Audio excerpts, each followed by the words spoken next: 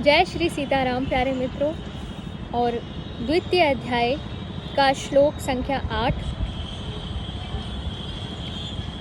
इस प्रकार शिक्षा देने के लिए भगवान से प्रार्थना करके अब अर्जुन उस प्रार्थना का हेतु बतलाते हुए अपने विचारों को प्रकट करते हैं। श्लोक संख्या 8। न ही प्रपश्यामि ममापनुदातच्छो मुच्छोषणमिन्द्रियाणाम् अवाप्य भूमा वसपत्नमृद्धम राज्यम सुराणामपि चाधिपत्यम।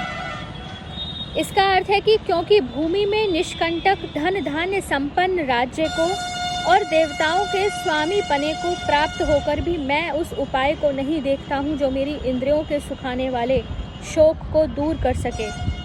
इस श्लोक में अर्जुन के कथन का क्या भाव है? इससे पूर्व श्लोक में अर्जुन ने भगवान से शिक्षा देने के लिए प्रार्थना की है, इसलिए यहाँ यह भाव प्रकट करते हैं कि आपने पहले मुझे युद्ध करने के लिए कहा, किंतु उस युद्ध का अधिक से अधिक फल विजय प्राप्त होने पर इस लोक में पृथ्वी का निष्कंटक राज्य पा लेना है।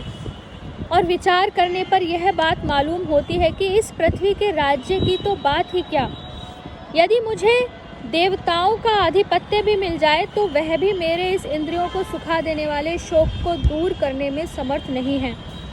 अतएव मुझे कोई ऐसा निश्चित उपाय बतलाइए जो मेरी इंद्रियों को सुखाने वाले शोक को दूर करके मुझे सदा के लिए सुखी बना दे।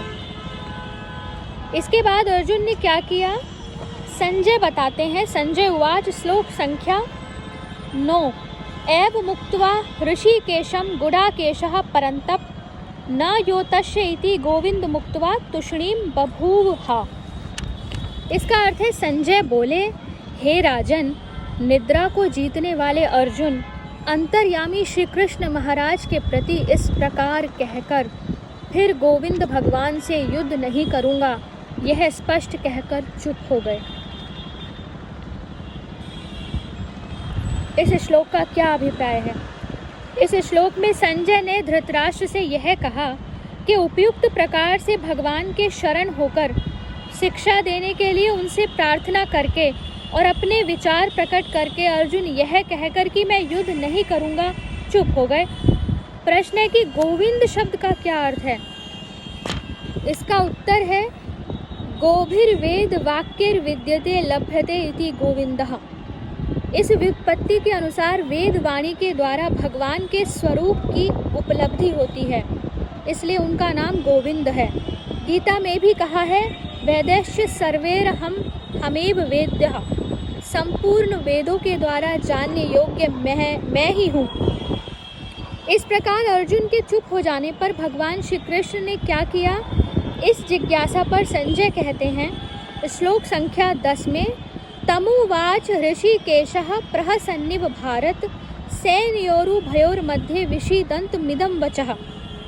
अर्थात, हे भरतवंशी धृतराष्ट्र, अंतर्यामी श्री कृष्ण महाराज दोनों सेनाओं के बीच में शोक करते हुए उस अर्जुन को हंसते हुए से यह वचन बोले। यहाँ प्रश्न उठता है कि उभयो सैन्यों मध्ये विषीदन्तम विशेषण के सहित तम पद के प्रयोग का क्या भाव है?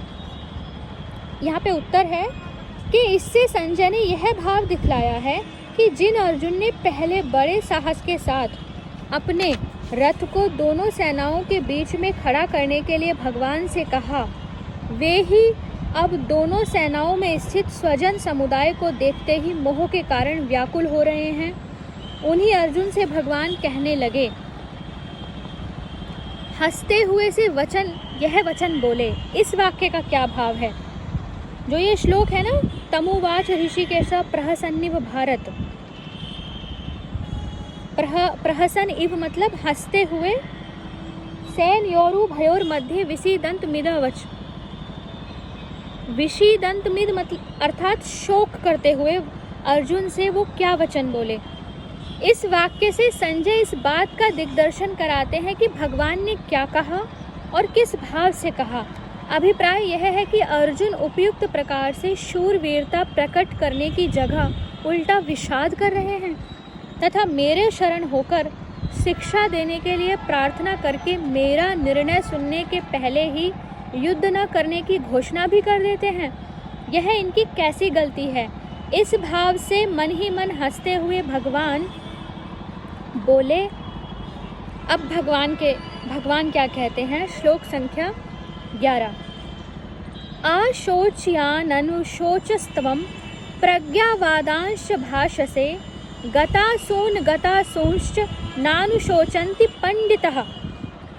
श्री भगवान बोले, हे अर्जुन, तू न शोक करने योग्य मनुष्य के लिए शोक करता है और पंडितों के ऐसे वचनों को कहता है, परंतु जिनके प्राण चले गए हैं उनके लिए और जिनके प्राण नहीं गए हैं उनके लिए भी पंडित जन शोक नहीं करते।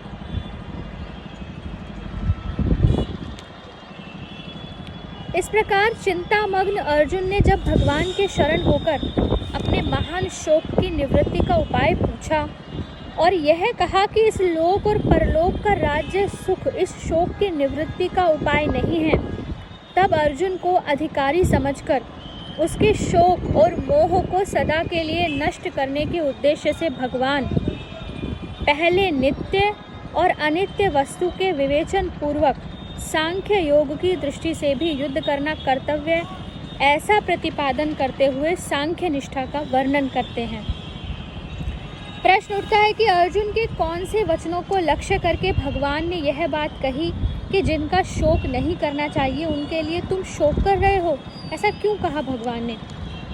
तो इसका उत्तर है कि दोनों सेनाओं में अपने चाचा, ताऊ, बंधु बांधव, आचार्य आदि को देखते ही उनके नाश की आशंका से विषाद करते हुए अर्जुन ने प्रथम अध्याय के 28वें, 29वें, 30वें श्लोक में अपनी स्थिति का वर्णन किया।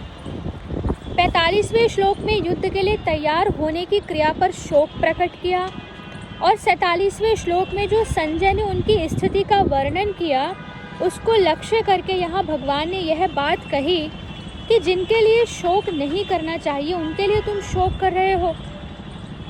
यहीं से भगवान के उपदेश का उपक्रम होता है जिसका उपसंहार 18वें अध्याय में हुआ है।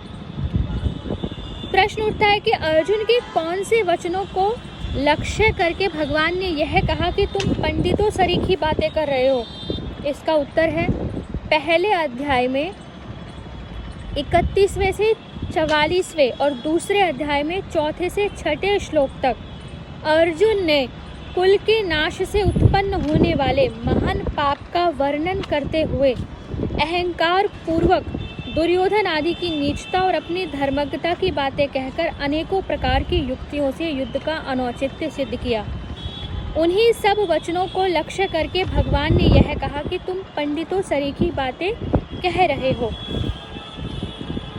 अगला प्रश्न है, गतासून अगतासून किसका वाचक है और उनके लिए पंडित जन शोक नहीं करते, इस कथन का क्या अभिप्राय है? तो इसका उत्तर है जिनके प्राण चले गए हों उनको गतासु और जिनके प्राण न गए हों उनको अगतासु कहते हैं। उनके लिए पंडित जन शोक नहीं करते। इस कथन से भगवान ने यह भाव दिखलाया है कि जिस प्रकार तुम अपने पिता और पितामह आदि मरकर परलोक में गए हुए पितरों के लिए चिंता कर रहे हो कि युद्ध के परिणाम में हमारा कुल का नाश हो जाने पर वर्ण संकरता फैल जाने से हमारे पितर लोग नरक में गिर जाएंगे इत्यादि, तथा सामने खड़े हुए बंधु बांधवों के लिए भी चिंता कर रहे हो। इन सब के बिना हम राज्य और भोगों को लेकर ही क्या करेंगे? कुल का संहार हो जाने से स्त्रियां भ्रष्ट हो जाएंगी इत्यादि। इस प्रकार की चिंता पंडित लोग नहीं करते, क्योंकि पंडितों की दृष्टि में एक सच्चिदानंद घन ब्रह्म ही नित्य और सत्य वस्तु है, उससे भिन्न कोई वस्तु ही नहीं है। वही सबका आत्मा है, उसका कभी किसी प्रकार भी नाश नहीं हो सकता और शरीर अनित्य है, वह रह नहीं सकता तथा आत्मा और शरीर का संयोग वियोग व्यवहारिक दृष्टि से अनिवार्य होते हुए भी वास्तव में स्वप्न की भांति कल्पित है। फिर वे किसके लिए शोक करें और क्यों करें? किंतु तुम शोक कर रहे हो, इसलिए जान पड़ता है तुम पंडित नहीं हो, केवल पंडितों की सी बातें कर रहे हो। आगे के श्लोक हम आगे की वीडियो में पढ़ेंगे। मेरा उद्देश्य है कि मैं छोटे छोटे वीडियो बनाऊं ताकि गीता को पढ़ने का जो ध्येय है वो सार्थक हो सके। मुझे कोई समझ नहीं है, मैं बहुत बाल बुद्धि हूँ। मेरे मन में एक बहुत गहरी प्रेरणा जागृत हुई कि जैसी भी स्थिति है मुझे पढ़ना है, और मैं जानती हूँ कि ये प्रेरणा जो आई है ये भगवान के द्वारा पैदा की गई है, और इस प्रेरणा का लाभ आप जो भी सुन रहे हैं उनको अवश्य मिलेगा, अवश्य मिलेगा। ऐसा हो ही नहीं सकता कि आप इसे सुनकर सुख, शांति या दिशा प्राप्त न करें। आप एक काम कर सकते हैं, आप गीता प्रेस गोरखपुर की छोटी जो पॉकेट बुक होती है वो गीता अपने सामने रख लें। जो जो श्लोक में बोलते जाऊँ आप भी वो श्लोक देखते जाएं, ताकि समझने में आसानी हो कि किस श्लोक की बात हो रही है।